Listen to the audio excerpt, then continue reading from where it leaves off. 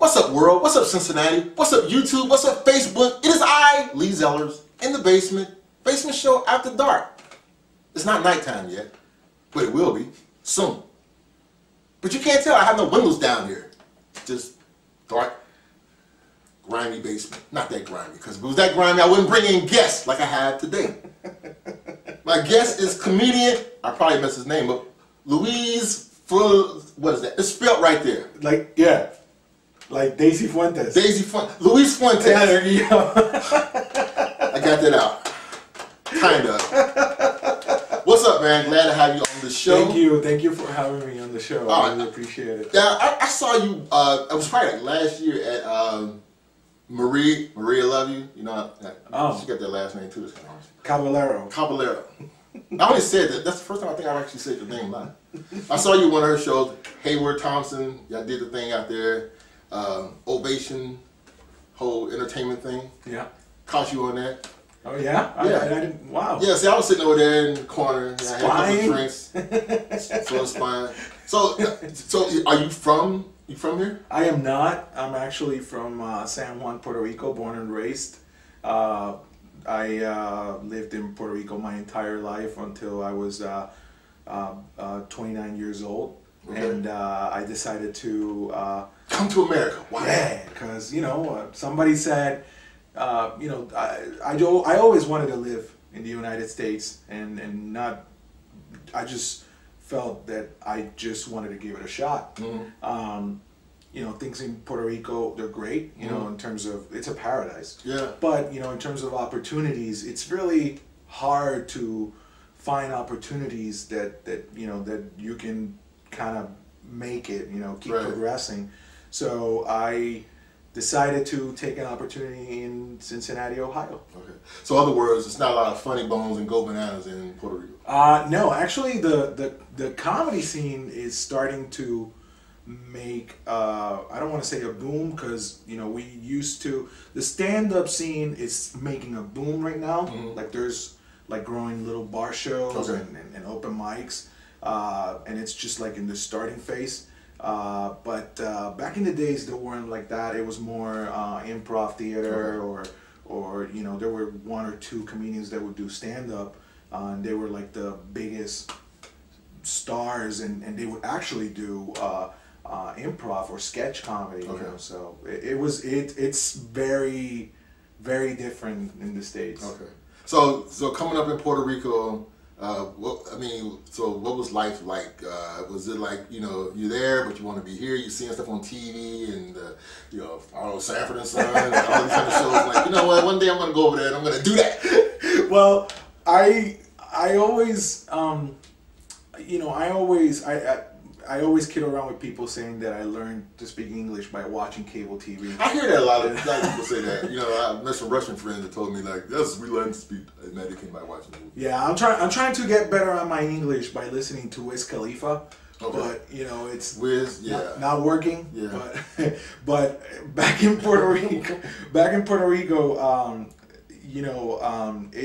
I just felt that I wanted more. I felt that I wanted more in my life.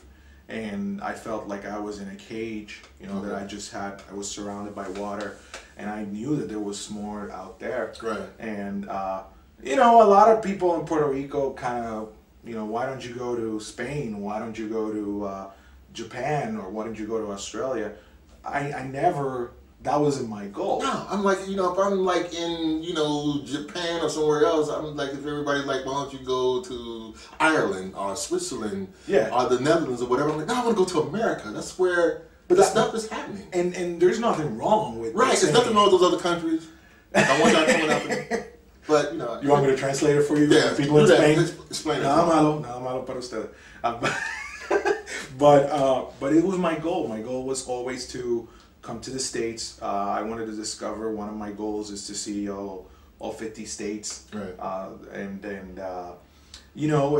Cincinnati has been great to me. I've been here now for close to, this coming December, it's going to be 3 years. Okay. So it's been great. I love the city. I love that it's small. I love that, it's just a great people, good good heart, and a lot of talent. A lot of talent. There's mass talent in Cincinnati. The problem is trying to get them to stay. They leave. They just like, because they get frustrated with because it's, you know, Cincinnati to me is like they say about New York. Yeah. You know, if you can make it there, you can make it anywhere. Right. If you can make it here, you can almost make it anywhere, because this is like a hard city for like artists to kind of make. It's not like, I mean, we're not like a mini Hollywood or anything like that, although we are kind of coming like the Midwest Hollywood in a lot of ways. But and you just have to be kind of patient with it. But I think it's going to happen because there's a lot more stuff going on here. You got a lot more movies being made here. You have a lot of independent filmmakers and comedians and all sorts of talent that's like that comes from here. So it's booming. But I got to say, you know, going back to your point that people are leaving Cincinnati, it goes back to the same reason that I left Puerto Rico. You know, I wanted to follow my dreams. I wanted to follow what's best for what I think that it's the future that I want in my life, and you know, I just focus to it. There, you know, sometimes you encounter people that don't feel happy living in the same place that they lived their entire life, but it's not because they hate it. It's because I feel that they just want more. They just want to go outside and see more. You know? Right. Yeah, that's true. Now, you introduced you as a stand-up comedian. How did you get into the whole comedy thing? Well, I've always loved comedy movies. I was a big fan of Leslie Nielsen and you know, all the slapstick comedies like Airplane and Naked Gun. Pretty sure kids nowadays don't even know that. You should Google, check it on Netflix. You should Naked Gun, classic stuff. Very good. You know, you know, after that, I kind of started watching Comedy Central, and started watching like the big shows, stand-up shows. You know, Dennis Leary, Dane Cook. You know, back then, you know, growing up, it was George Carlin and Murphy. Oh, yeah, that was, you know, and that particularly didn't trigger anything for me to actually try to be a comic. When I got to Cincinnati, you know, I always loved comedy. I always wanted to try improv. And I guess the improv scene in Cincinnati is not, you know, there's no actual scene. So, you know, I said, maybe I should try stand-up. I was one of those kids that their friends and people would say, hey, you know, you're very funny, you should try comedy. And you kind of think like, oh, I'm going to make millions out of it. I went one night to Thompson House. There's an open mic there every Mondays. Jay, you're welcome for the plug. And I sat down and I had thoughts of going up on stage, but didn't like until the host, which was Jay Armstrong. He looked at me and said, hey, are you going on stage? And I was like, my mind just said yes, and I was like, yes. And I remember that I went on stage and just talked, people laughed, and I was like, wow, I'm the greatest comedian ever. Then I looked at that tape back a year later, and I was like, wow, I was the worst comedian ever. Comedy, man, I'm telling you, I love comedy. I love to, because everybody, we need to laugh more in this country. I agree. You know, we're so uptight. We need to laugh more. And comedy, people like my man sitting here, I was going to try to say the last name again, but I probably would have screwed it up. But that's what they bring. They bring us humor. They bring us laughter. And I just love being around comedians. I like working with comedians because comedy is a tough gig. I mean, it's like, this is such a it is a solo act. You know, when you're standing on that stage and the audience is sitting down in front of you, I always think about that. It's like, you're up there and they're sitting there like, okay, make me laugh, funny guy. You know? And you got to be ready for any type of crowd. You know, you don't know how the crowd, you know, it's not like you're gonna feel it out before you actually start the show. You actually go on stage and just pray to Tom Cruise that, you know, the people are just gonna like it's a good audience that night. And you know, even if it's a bad audience, I don't think there's such a thing, but if you make them laugh, that's actually something successful. But yeah, it's a really hard, you know, what I've learned. I don't want to talk like I'm a legend or something like that, because I'm not. You're working on that though. I'm trying to be a comic. I've been doing it now for 2.5 years, And you know, it's been a learning. I learn every show that I go to. So do you write your stuff? Do you like, how do you work out your process? Without giving out too much, because I know there's comedians out there, man, the stealing thing that goes on in the comedy world, I'm like, I don't know if I could deal with it, man, because it's like some comic up there telling my joke, I might be like, I'm just telling my joke. Getting big laughs off of it. I don't know, my personality sometimes. No, it's okay, man. It's okay. I write. I pretty much try to channel experiences, memories, and experiences that I've had either in Puerto Rico or here. Right. You know, I talk a lot about, you know, the confusion always about, you know, Latinos, how all Latinos, everybody assumes that they're Mexicans. Right. You know? I do that sometimes. I'm sorry. It's okay. It's okay. No, and for me, that's not, you know, that's not, how do I say it? It's not an insult. Right. It's actually something that gives me an opportunity to just say, hey, you know, just educate. Right. And just, because haters, there's a lot of haters in the world. Right. And there's a lot of angry people. Right. And I joked about that because I know I don't feel like that. But I know that most people, you got a lot of people in this country that just label, if you're a Puerto Rican, Cuba, come from Panama, whatever, you're Mexican. Yeah. And you have papers. You all eat tacos. Right. You all need a green card. Right. You know, and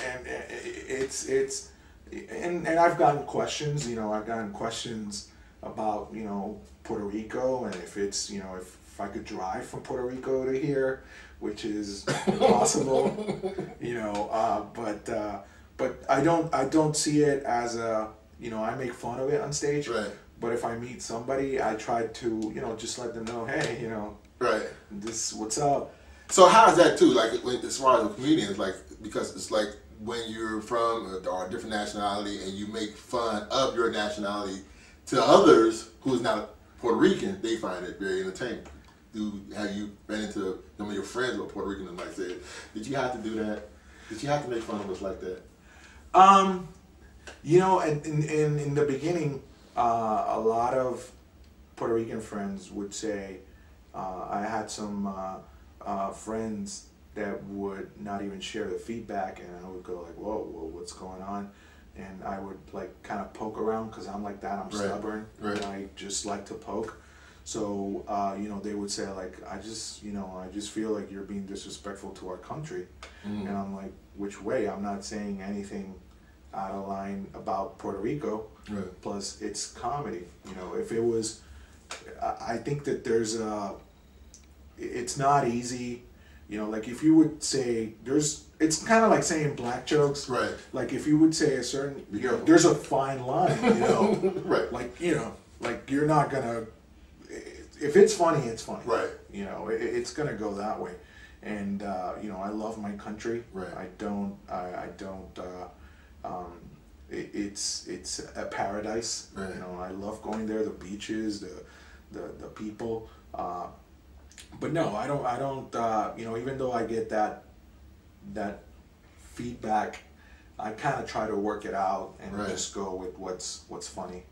Yeah, I think it's a fine balance. I think I always believe that there are lines you just don't cross, you know. Right. But I believe that some people don't always get that, and depending on who the comic is and how they deliver the joke, you kind of like, ooh, that was funny. I don't feel comfortable laughing at it, but it was funny. Right. You know? And I kind of like that. You know, like Sarah Silverman, the first time I saw her, I was like, Jesus, this is crazy. You know, the stuff that comes out of her mouth, but then it's like after a while, you kind of get it, you know. And it's like, you know, she goes right up to the line and looks over it, you know. Yeah. And I kind of like that. But then I think there's sometimes, too, that you just have to be, because although we live in this country and we have all these freedoms and you can say whatever you want, and that's true, you can. But I think if you crossing the line where you like hurting people, right? You know, and it's like, okay, it's comedy, but my goal here is not to hurt you, right? You know, it's I think it's all respect, right? You know, as long as you have respect for those individuals that you interact with, you know, if you communicate with respect, that's a total difference, you know. I don't think you know, like you said, Sarah Silverman, she would say anything just because, you know, she's a racist or stuff like that. You know, it's because it's comedy, it's the business. You got to try stuff. You know, I've seen other up and coming comics that they're on open mics just trying stuff out, and sometimes there's stuff that it's edgy that doesn't cut it, and they realize that, you know, but they got to try it because you don't know, you know, maybe, you know, of course you can talk to a friend and check it out, but you don't know if that's actually gonna go the way that it's in your brain. Right. Like when I get on, when I'm in the shower, I practice jokes in my head, and they sound hilarious to me. But I know for a fact that the only way that I can actually just hit the stage. Right. And I tip my hat to comedians that can do that, because it's like, you know, when I was doing the basement show and I used to do the little host thing, I used to try to be funny, you know, as much as I could. Yeah. I don't think I could ever go up on the stage and try. I just could not do it because, you know, my feelings would be hurt if nobody laughed, and I would hate to be hackled, because then I probably would try to take the bar stool and come out there and beat somebody in the head with it, because I don't like people making fun of me. So I wouldn't be good as a comedian. But I tip my hat to comedians that can get up there and do it well, and everybody shouldn't. You know who you are. There's you know, what I admire the most is that the people that really, you know, because, you know, like you said, you know, you kind of want to try. Like if somebody wants to try it, what they tell them, hey, you know, you never know, just get on stage. I've always lived my life saying, you know what, I did this, than just saying what if, you know. So you know, I encourage everybody, you know, like you said, some people can do it, others, you know. You know who you are. So, are you married? Or are you in a relationship? I am currently in a relationship. Okay. And in the relationship, how much of that get on the stage? Not much. Well, actually, I don't have. I actually tested a joke about it, but it wasn't that good. Maybe because she was watching. But yeah, I don't currently in my set. There's no jokes about my relationship. I'm trying to work out something funny. Okay. But it's yeah. That was when I tried that first joke. I mean, it was funny. I think it was funny, but I still gotta work to it. Yeah, it could have been a thing because, like you said, she was there. So it's kind of like that mental thing going on. Right. So it's like the family very supportive of Puerto Rico. Yeah, your family in Puerto Rico here. No, they're all in Puerto Rico. They're all in Puerto Rico. How they feeling about your comedy and what you're doing here? They supportive, excited. Well, I grew up with you know, I was only child, single mother. Okay. So shout out to my dad out there, wherever he is. Wherever you are, so. The sun right here. Just trying to say hi. Yeah, hi, hola. But you know, she says that she's really proud. You know, when I took her to a couple of shows, I did the Wednesday night Go Bananas. Okay. I went up there and did a couple minutes, and she was in the audience, and she told me that she laughed, and she's cool. You know, so she enjoyed it. You know.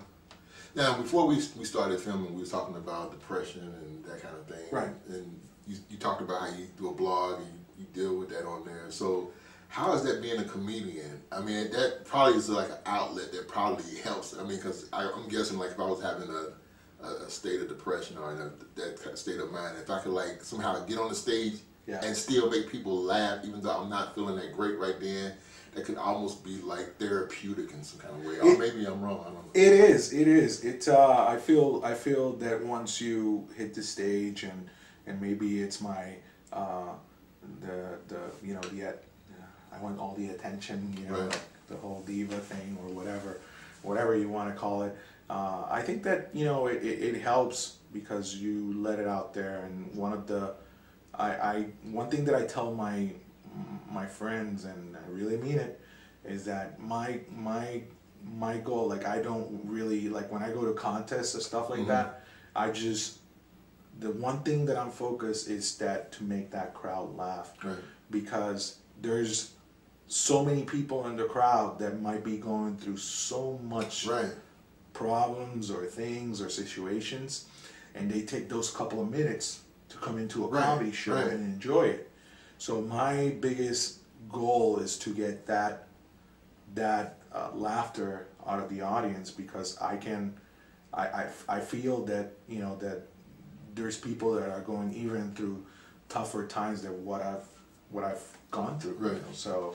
So well, it's very real. And, you know, I think today we have a lot of people that, because it's always been like this sort of stigma that nobody wants to like really acknowledge that. You know, I got a family member, or I'm dealing with it, and a lot of times I think people that is dealing with it sometimes don't want to acknowledge that this is what's going on with you, and to try to figure out some kind of way to, you know, do something to make it better, because it's not like, if you're not addressing it, it's like in anything, if you're not addressing it, you're not helping the situation. You know, and it's you know, it's a situation too when you have people that you love that come up to you and they try their best to kind of make you, because they feel that it's their fault that you're feeling like that, and it's not. It's something that just comes in happens in your brain, and you all of a sudden feel like, you know, you're going through, you know, a situation, you know, and the way that I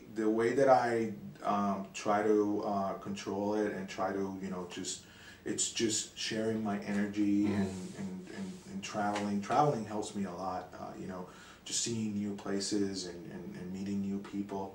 I love meeting new people and just interacting with them.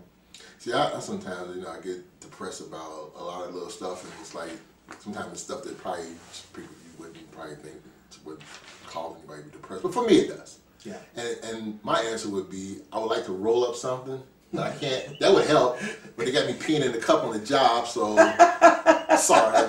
You know. Well, you gotta make it legal. Let's make it legal here. Legalize it.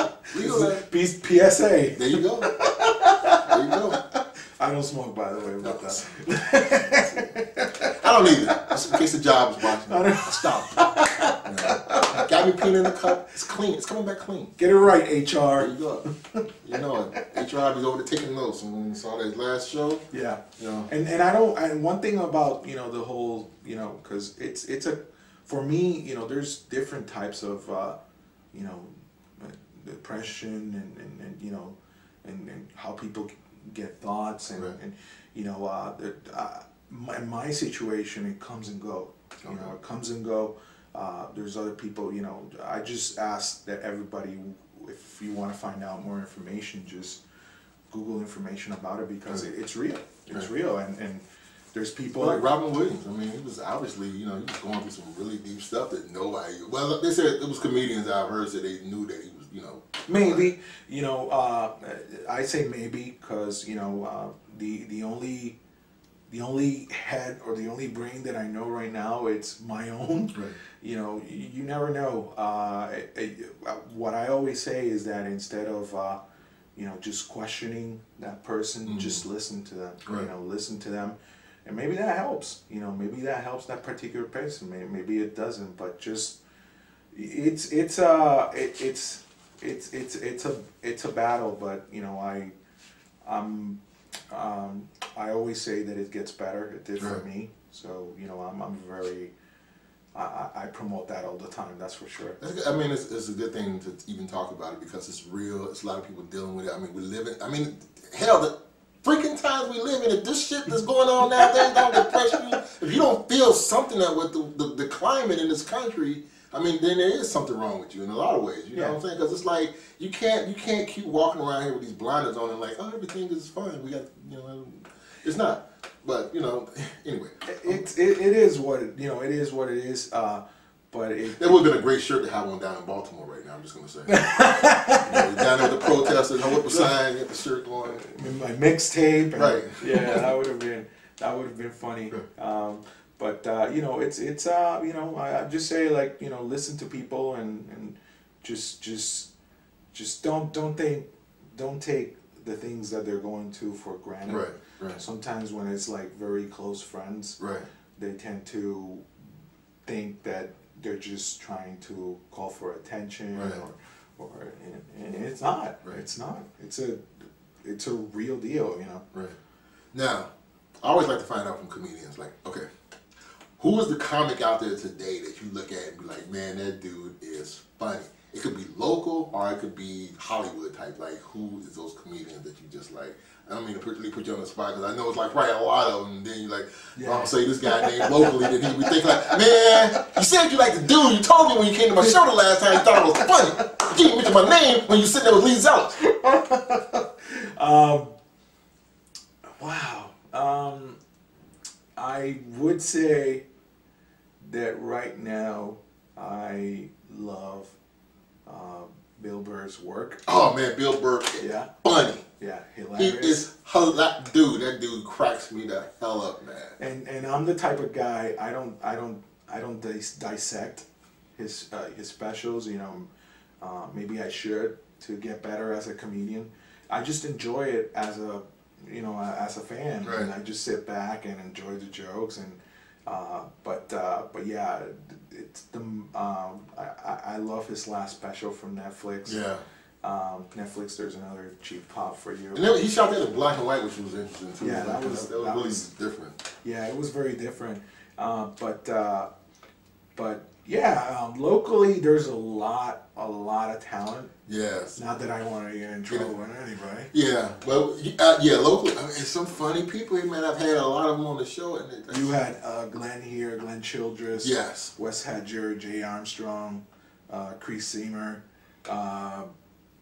There's just so many talented comedians in Cincinnati that I know that that can definitely get there. It's a very, like you said in the beginning, it's a very tough business, but when you enjoy what you're doing, right, and nothing else matters. Well, it's like here, because, like I said, this is not like the entertainment capital, so but it's like in Hollywood is, but everybody can't go to Hollywood and everybody can't make it to Hollywood. But why not create? That's what I'm saying. See, that's what I try to promote here is like that's what you see going on like in Atlanta with film with Tyler Perry. It's like the idea back then when everybody LA to New York, you don't have to do that today. You could be like anywhere in Iowa in your damn basement and have a comedy show and put your stuff on the internet, YouTube, whatever, and it's like you can put your stuff out there, so it's like if your goal is, like I always say, if it's the chase to try to get that $1 million home and all that kind of stuff, then yeah, you might need to go out to Hollywood. Then again, I don't know, you could get discovered here. But if it's your goal, if what you like to do is just entertain people, you can do that almost anywhere if you really love doing it. You can, and the great part about being, I know that you said that L.A. and New York, there's a great opportunity in Cincinnati in becoming an L.A. right. or a New York, right? Yes, because the talent is there. Right. Now, mind you, comedy is more of like a Royal Rumble, so there, everybody's working on the craft. It's not. It's not so much. There's some teamwork involved. There might be, but it's more of a one-man band. And when you take that talent that is around Cincinnati and right now there's a lot of great talent. Yes. Yes. You can be loud and you can say, hey, there's comedy here. You have to come to Cincinnati and just watch us perform. Right. Come here. Don't go to LA. Don't go to LA. Quit running LA. I mean, LA is crowded, and then they got this drying out, and they got the sangria fault, and the ocean. I mean, you be out there in the ocean underwater trying to be funny, and it's not going to be that funny. But you could do it here. I mean, I just think that we living in a time now where it's like, if that's your goal, that's your goal. That's your dream, that's your dream. Right. Go chase it. But I think you can build your dream wherever you're at, and just kind of like focus on, especially when you got so much other talent around, and then just linking up with people and figuring out like how can we do this, how can we do that, you can create some stuff like right here. Right, and building it is the important factor, because you don't see a downtown leaving incomplete buildings. Right. They finish them. and you get people in those buildings, and you get more buildings in that downtown. You know, if you build it, if you continue working on it, it's gonna get better. Right, There's right. no way, if everybody works under craft, there's no way that it's gonna regress. Right. Yeah. It just can't. It don't work normally that way. Just the laws of physics. It just don't normally work that way. Right. And your comedy, do you do the? Is you more raw? Do you like a more cleaner version? Do you like, you know, every other word? Motherfucker, this. You know, how do you know? I don't. It's not very edgy, you know. I would say there's a shit around here, and there's maybe a fuck around there, but it's not like you know, like I can do a set without it. But it ain't excessive, right? Right. There's nothing in excess, and actually, it's not that I don't wanna, like, I have an opinion about it. It's just that when I write, I just write it as it is, you know, and that's the way it goes. Okay. You know, that's the way I always follow. Okay. Well, I'm glad you came on the show. We're on Facebook and all those kind of places they can like look for you and find you and all that kind of stuff. I mean, I know you got the T-shirt going. Yeah, on. so just Google search the name. Everybody but bill collectors can find me at Luis Fuentes Comedy and Facebook. They can find me at Cincy Rican and Twitter. I said it with an accent. Twitter. You can also find me on Instagram under Cincy Rican. You type in Cincy Rican on Google, and I can assure you that I'm gonna pop up. So cool. Luis Fuentes. There you go. Man, yeah. See, I might be able to take me a trip to Puerto Rico. There you go. You don't need a passport to go to Puerto Rico. Oh, that's a cool thing, because like, you know, people don't get that, do they? Yeah, just let me know. I'll give you, and thank you for having me. I really appreciate it. Glad to have you on. You're a funny guy. You're entertaining. You're a smart dude. You put out some good information that I think people like need to hear sometimes. And sometimes that's the whole thing with entertainment. Sometimes I believe within entertainment, sometimes it should be informative. Sometimes, you know, because when you got the talent to get on the stage and you got the ears of the audience, it's good to make them laugh. It's good, but it's also good to make them think. Right. You know. Right. And that's one thing that everybody's always gonna get from me, and that's, you know, I consider myself a very humble person. You know, I don't, you know, I'm always happy to talk. I love meeting people. And you know, I never, there's a lot of, if you go to social media now, there's a lot of hate. Oh my God. Like there's a lot of anger, there's a lot of, and I'm not saying that I'm like I'm both a positive person and a realist. So I know, you know, how to keep my feet in the ground, but, you know, it's how you communicate. Yeah. You know. Because I honestly, I have moments, man, where I just want to shut my Facebook page down. I just sometimes don't even want to go on there. And it's not so much the people I communicate with, it's the feed sometimes. It's like, what? Another team video of some chicks out on the front line fighting. I need to see this again. How many times y'all gonna keep showing? It's like this ignorant shit, man. I just sometimes it's just like, and then the conversation, I put up something, I say something, then I get these ignorant folks that I don't even communicate with, jump in on my comments. It's like, I didn't ask for your ignorant ass to come on here and say anything. But anyway, I can go on and on about that. I do. But man, thank Luis for coming on this show. Thank you so much. Thank you. Tune in for the next one, Basement Show After Dark. Lee Zellars sitting here chilling. See you next time. And we out of here.